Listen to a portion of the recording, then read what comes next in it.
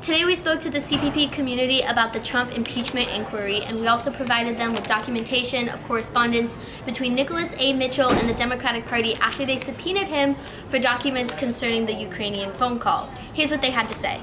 Of course, I'm all for it. I'm all for it because I'm tired of feeling like I'm gonna be deported to my parents' countries, even though I was born here, but just because of my blood, I'm a possible threat. Of course. Do you feel that it's going to make it to the Senate floor for a vote? Well, I'm not really sure, but I hope that somehow it does. Of course, yeah. I have a document here. It's a document that's from a person named Nicholas A. Mitchell. Do you recognize that name? It's okay if you don't, I promise you. No, but I do know about Mitchell in the government. Oh, okay. Yeah, he's Trump's former lawyer. Ah. And so he has been subpoenaed for his documents regarding Ukraine and finances all tied in with Trump. This is his emailed response, and I want you to read maybe 2 or 3 lines here and tell me what your initial reaction is to this. Is that okay? Here you are. This one right here? Yes. I printed it as is. This letter will confirm our recent telephone conversation of October 1st, 2019 in response to the committee's extensive and detailed letters, which the committees unfortunately caused to be published on the internet in violation of all norms of fairness and decency. So it's pretty good that they're confirming it. And also, like, even though it says in violation of all norms of fairness and decency, is there really anything kept secret in this, social media stuff? Everything comes out, even the stuff you did a decade or even 2 decades ago is there. My first question is, are you keeping up with the news of possible impeachment of Trump? Why or why not? Kind of, sort of. I'm not like 100% looking into it, but when the news came out, I was curious to see like what kind of stuff they have on Trump that they would be the possibility of impeachment. Okay, yeah, of course. Do you think it's going to make it to Senate to be voted on? Not really. I don't think so. I don't think it'll make it all the way to the Senate just because right now the political climate is really weird. I feel like there are a lot of Republicans who are trying to make sure that he doesn't get impeached. So I just feel like there's just a certain leverage right now. Absolutely. Okay, fantastic. Sorry, I have one more question. I have a letter here, and it's a letter from Nicholas A. Mitchell. I'm going to assume you don't know who that is, so yeah, that's okay. Not a lot of people do. It's Trump's former lawyer. He has a different lawyer now, but this man has been subpoenaed, which means he's been asked for his documents regarding Ukraine, and that's of course what they're posing as the issue. So I want you to read maybe a couple lines in this document and tell me what your initial thoughts are. So initially looking at this document, how do you feel? Well, at the beginning, there's like a lot of jargon that I don't really understand too much. But it just seems like he doesn't want to submit anything, right? It's saying your request for documents and communications is overly broad and burdensome. Yeah. Like, how's it a burden? Just submit the stuff. Is it because they're hiding something? Or? Byron, are you keeping up with the possible impeachment of Trump? Why or why not? I have heard about it on like news articles on social media, and my general understanding was just like there was some breach in like constitutional stuff. Something about Ukraine. That's the most I know about. So I kept up with like social media and like on news articles explaining on the matter. What I do know is that there's a lot of allegations and there are whistleblowers, people coming out saying that they're corroborating that and that this is a thing, and it's a very possible thing that I believe Nancy Pelosi is pushing for, and a lot of like politicians are slowly pushing for that as well. I'm not as educated on this topic mainly because of work and school and like midterms, so I don't have time to like look this up, but I am trying to like educate myself and looking forward to that. Like not forward, like forward with the recent allegations and the recent news with that as well. Of course. Do you think that it will make it to Senate for a vote? Because that's who decides. Yeah. I hope it does. Sure, but yeah, of course. The optimist in me is just like, I really want this to make it in. Hopefully they pass it. But the realist in me is just like, as I believe Senate is like Republican controlled. Yeah, so it's like I don't know like what their opinions are more like, but hopefully it makes it through the Senate. But the realist in me is just like they might just take it down because they don't want to give power to Democrats because America's a political game. 100%. So, yeah. Okay. So, right here I printed out this document as is. I mean, it's from Nicholas A. Mitchell, and do you know who that is? No. That's okay. It is Trump's former lawyer. Okay. And so what the Democratic Party is currently doing is they're subpoenaing the Trump administration and their cohorts, including all his lawyers, regarding the Ukrainian matter. They're trying to get any documentation financially connected to Trump and Ukraine. Yeah. So I'm going to hand you this document. Feel free to read just a couple sentences, a few lines if you want to go back here as well. Just give me your immediate response to this. I want to repeat, I printed this off as it was, completely. Okay. Here you go. Thank you. What's your initial reaction? I see your eyebrows are raising. Yeah, I'm just like, it's because like I know this is like the fresh out, like this is like actually like the source, right? It's just like, wow, it's one of those like I don't want to believe it, but also it's more like I kind of suspected this with like all the government hiding stuff because it's like the government always hides stuff. It's like seeing it in like person. I'm just like, what leads you to believe that they're hiding something? Because In the statement, I mean. Yeah. How makes me believe that like Isaac is like there's always stuff like they don't want people to worry about, like just like listening on like podcasts is just like general governments like they don't want the citizens to like know about also because they want to just do stuff to get it done. But looking at this now, I'm just like,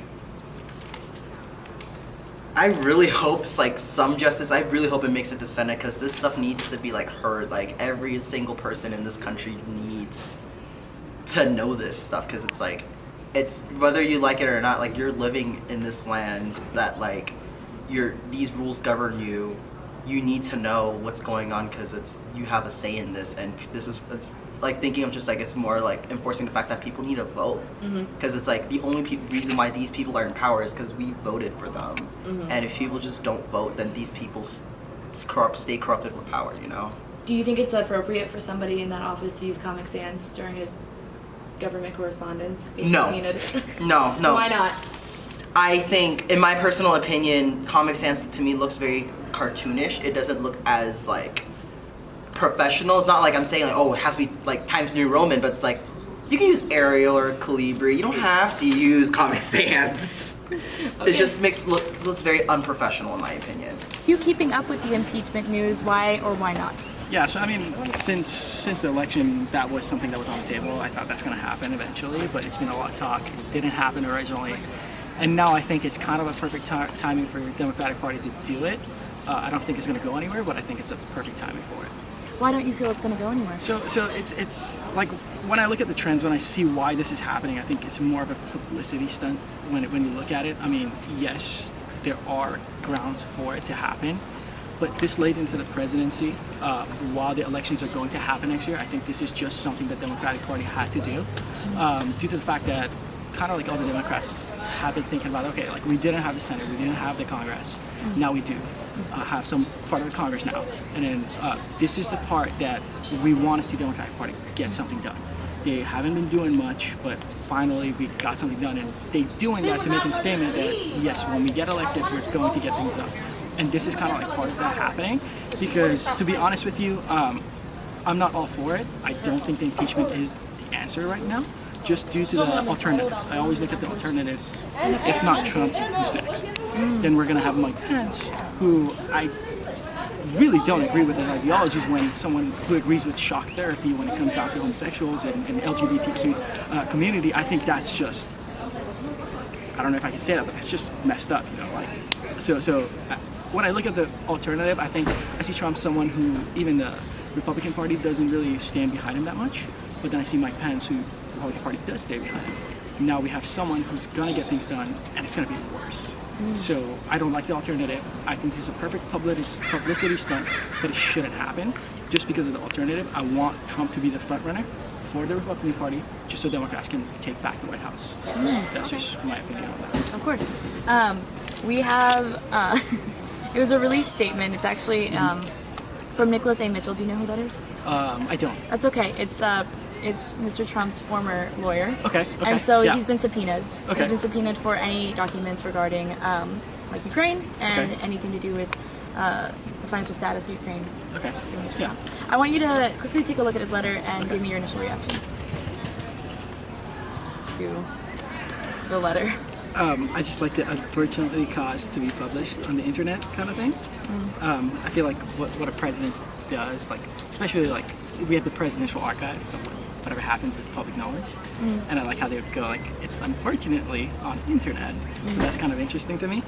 Even though like that wasn't like a classified information, that was kind of like it was a according to Trump it was a very great call that went on and it went perfect, but at the same time, it's like, well, if it went perfect, then why shouldn't the public see it if there wasn't any classified information? So that's like the first thing I saw that made me smile a little bit. So that's like the first thing. That's fair. And to follow up, do you think it's appropriate to use Comic Sans in official documentation when being subpoenaed? To be honest with you, like since to answer that, no, I think it's not. I think politics is a professional state. Even though yes, like we do have the public, we do have to talk to people. I still think this is we're showing our image in the world as the leader of the world that we are as America. When you have your leader go and pull out of the Paris Agreement, or you have someone that goes in front of like the UN and has these conversations and say these words, that's just kind of like it brings down the legitimacy of the United States to me. It's just damning to us, and it kind of feels sad to me, just because of the fact that other countries are laughing at us. We had this incident. I used to be part of the speech and debate team, and then we had like a British team that came and we were debating them, and then it was very interesting. As soon as the first thing that we do and ask us is like, "How do you feel about Trump?" and they say it that way. I don't think that's how the leader of our country should be referred to by citizens of other, countries. I just think that kind of rhetoric causes issues and brings down the legitimacy of the United States in the world. At the same time, it just makes the White House look like a joke, which is what he's really trying to do. That's how he ran. He thinks politicians are liars and they shouldn't be there, and he says as it is. But I think there is a reason we have political science. There's a reason that we study these things, and there's a reason behind being politically correct. So him not being it, it's just damning to me. Yeah. So, of course, the first question is, are you keeping up with the impeachment, possible impeachment news? Why or why not?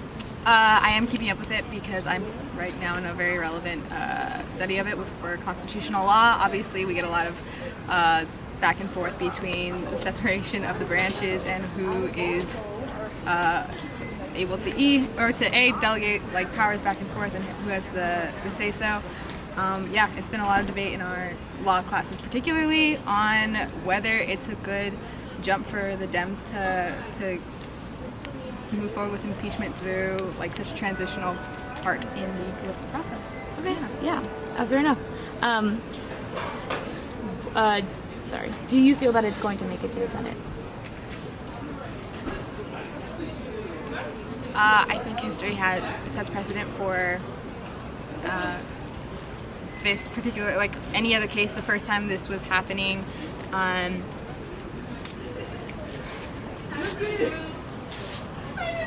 depends on how you look at it. I would say that I'm going to say, only because I'm studying this particularly, I'm going to say no, because honestly, a lot of what is happening around this, the impeachment is, again, I don't think anyone's going to be voting on it. I think it's the Democrats are just damned if they don't push it, damned if they do. So it's really one of those situations. And that was something that I really heard in a think tank for political science. Researchers talking about why anyone cares about the impeachment like this late in the process. After we've already had what this is. It could, for some people, they would call it the third time. I would call it the second time that this is going to happen. So I'm going to say honestly know, but we never know. Yeah. Yeah. Have you, you said you have been keeping up. Have you been able to keep up with what the Trump administration and their cohorts are saying when it comes to their subpoenas or asking to comply with subpoenas or in meetings? Yeah, so it's actually really cool. I'm right now looking at the Watergate scandal that we're like studying right now in our con law class, which has been so much fun, and applying that right back to this. If I could just like give one statement that'll kind of understand like why they've gotten away with so much, is like Trump never goes down. I forgot what's his name is going. Yeah, he's not going anywhere. Like it's the same thing. He's always going to send somebody else down, whether in previous times. I forgot how many of his people have gone down in prison right now, like before he did. So, yeah. Do you feel that their hesitation to comply is indicative of anything? Oh, 100%. Because if they're not. 100% what? I'm sorry. With Nixon, like again, the reason why they didn't want to comply with what they were asking for with the tapes, or previously they didn't want to hand over. I think Cohen was like helping hide so much of their interaction with the conspiracy with Russia. Like, no, of course, it's just another like lineup. It's like nothing new of the Trump administration. I think, yeah. Okay, fine. Lastly, this is the Nicholas A. Mitchell, which I'm sure you heard me say, but it's his Trump's former lawyer. You can see his response to the request here, but he's been subpoenaed for records. Am I reading out from the top? Oh, you may. I mean, wherever you want. Okay. Just your first initial reactions to what you see. How do you feel about the letters, like what you've read? It sounds like something I would write on my first day of internship at like age 16 and then the political offices I've been in. It's extremely unprofessional for the political realm, especially communication. Carrying such weight, yeah.